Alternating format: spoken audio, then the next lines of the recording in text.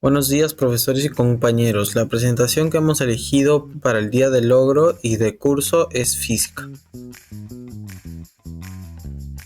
El índice, lo que vamos a exponer de física. Vamos a hacer una introducción, qué es la física, origen de la física, ramas de la física, el ejercicio y la conclusión.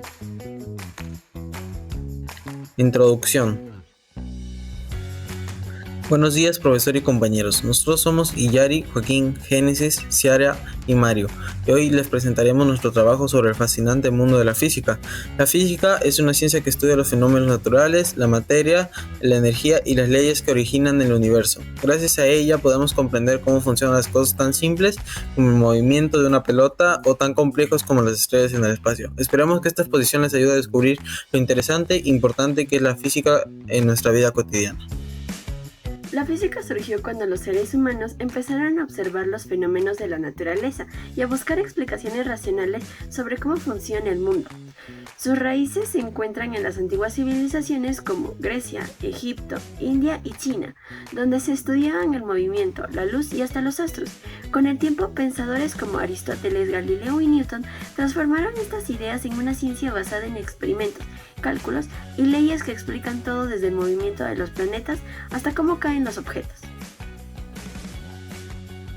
Los personajes principales de la física destacan desde la antigüedad hasta la ciencia moderna.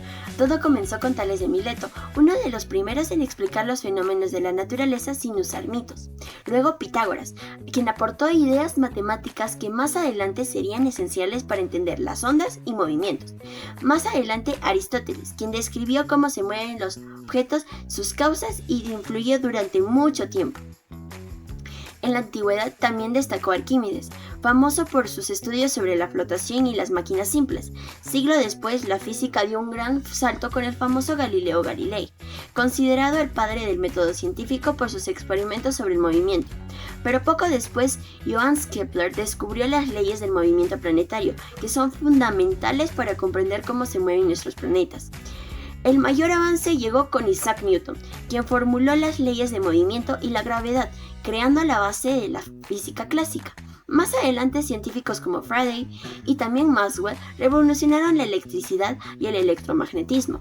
En el siglo XX, con Albert Einstein, quien transformó nuestra visión del universo con la teoría de la relatividad, y Marie Curie, que descubrió la radiactividad, siendo una de las figuras más importantes de la física moderna, y también finalmente con Stephen Hawking, quien descubrió y destacó por sus estudios sobre los agujeros negros y el origen de nuestro universo.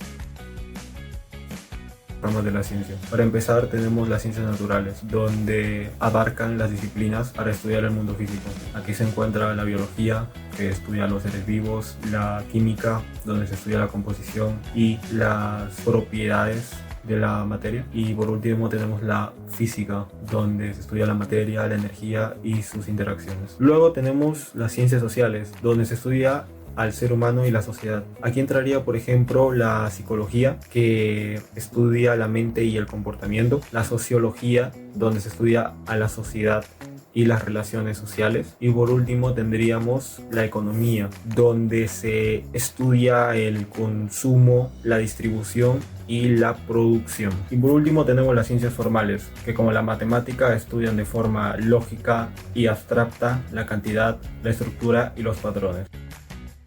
Joana sale de su casa caminando hacia su colegio, que está a 1,2 kilómetros de distancia.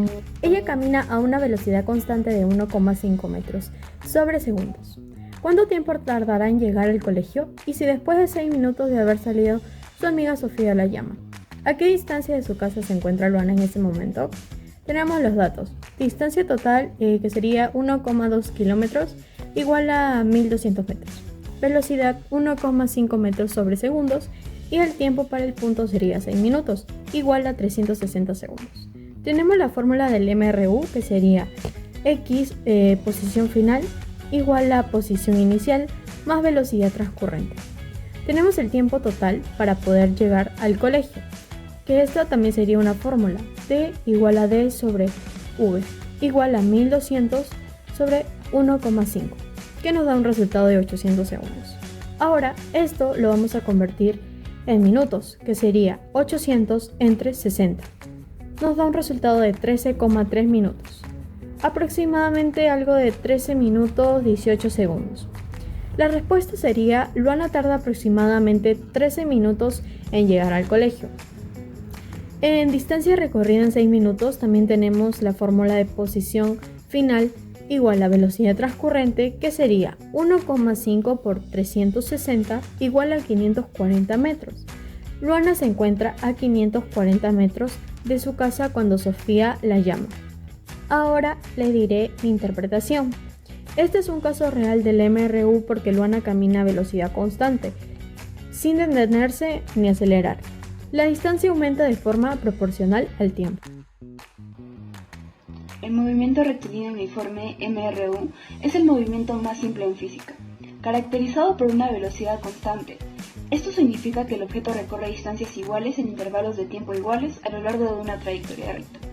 Su conclusión fundamental es que al no haber aceleración ni cambio en la dirección, la fuerza neta que actúa sobre el objeto es cero, lo que lo convierte en una aplicación directa de la primera ley de Newton, la ley de inercia.